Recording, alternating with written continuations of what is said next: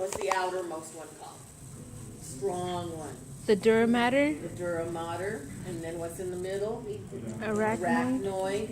And then remember there's a space between the arachnoid and the pia, which is the one right on the brain. What's in that space? Cerebrospinal fluid. Yeah.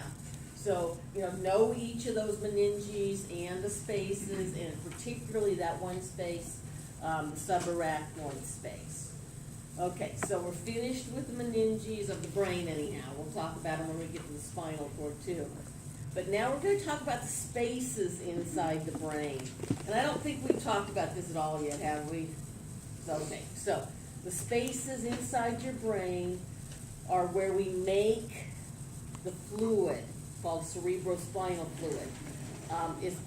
It moves through those spaces. So the spaces are called ventricles. So we're going to talk about spaces in the brain. And just kind of remember, like on the practical exams, read the cards, okay? Because if I might have a little dot in the area like of the thalamus or something, and it could be saying, what is this area? Say the thalamus. But if I ask you, what is the space in this area? Say the third ventricle. So, read them. If there's something to do with space, think ventricles, okay? So anyhow, it says ventricles are cavities or expansions within the brain that are continuous with one another. That means they connect to each other. That's a word we'll use a lot here. They're continuous with one another, and they're also continuous with the central canal of the spinal cord. So again, the fluid flows in all of these areas. It says all ventricles contain cerebrospinal fluid. And again, there are 4 ventricles. The first 2 are not numbered by numbers, okay? We just call them lateral ventricles because they're on the sides. So where are the first 2? They're inside the Parietal, well, lobes, inside the cerebrum. cerebrum. Yeah. Or you could say inside the cerebral hemispheres.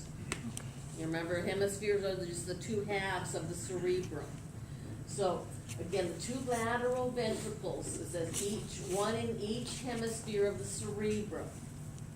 And it says they're separated by a thin membrane called the septum pellucidum. That's what in the models that you've been looking at in lab, when I say, point out what would be inside here, with that covering that I'm pointing to is that septum pellucidum. And I'll show you that on a model in just a minute, on a picture in a minute. But inside the cerebrum itself is where the space is. And again, that's just a covering. The third ventricle is in the diencephalon. So again, diencephalon, again, we haven't talked about it, but we've looked at pictures. What are the 3 parts of the diencephalon? The midbrain. No. Oh, that's Hypothalamus, yeah, thalamus, and epithalamus. So those are 2 parts to them. So again, there are 2 parts on the sides. What's the space between those 2 parts? Again, there's space between them. It's the third ventricle. And then the fourth ventricle is between the pons and the cerebellum. So, looking at this picture, and again, this is a side view, that is a front view, looking straight on. These are the lateral ventricles, all of this. So again, all of that, looking at it from the front, each one is a lateral ventricle. So they're obviously the biggest, and again, they're all inside the cerebrum. They connect, they've got this little connection right there that connects them to this middle ventricle. Again, this is looking at it from the side, but that's looking at it straight on. Look how thin it is, looking at it straight on. Because again, it's just between the 2 sides of the diencephalon. So, again, this is the third ventricle here or here. Then there's a little connection called the cerebral aqueduct that connects it to the 4th ventricle. You guys remember cerebral aqueduct is in what part of the brain? Especially you guys that looked at it today. Goes through the midbrain. Midbrain. Yeah, that's part of the brain stem. So again, those are the ventricles. That's where we make cerebrospinal fluid, and then it flows throughout those. And then these little, what we call apertures, are actually, that means a hole. These little holes are gonna let it to the outside into the meninges. Now, these pictures don't show the meninges, but again, it's made inside, then it comes outside and flows all the way outside of both the brain and the spinal cord. And again, in what space? The It's that cerebral space, hemisphere the or arachnoid? subarachnoid space. Yeah, so your brain actually floats. It floats in cerebrospinal fluid. And again, is a real good barrier, so like if you move your head real quick, your brain doesn't hit the sides of your skull because it's floating in this layer of fluid. Again, that's in the meninges, between those two layers.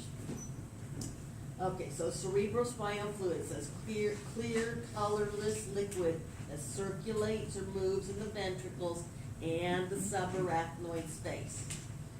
So it says it gives buoyancy. That means the brain floats. So it makes it so it like weighs less. You know how like when you go swimming, you weigh less. You're like floating in the water. Basically, your brain is floating in the cerebrospinal fluid. It provides protection from sudden movements, like I was talking about. And this is kind of important here. It says environmental stability. It says transports nutrients to the brain and helps feed the brain, but also takes away waste products. So, again, that's what environmental stability means. Again, helps nourish it and takes away waste products.